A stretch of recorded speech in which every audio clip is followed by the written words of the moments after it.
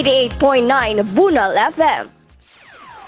Yo, listen up, here's the story about a little guy that lives in a blue world. And all day and all night and everything he sees is just blue.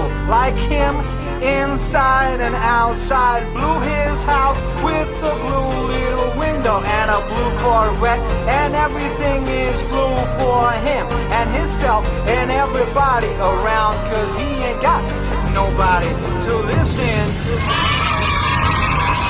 Alright, maayong lalaki ako. Kumusta ang adlang Domingo kaninyong tanan mga kabunal? Okay ba mo diha o okay ra ko?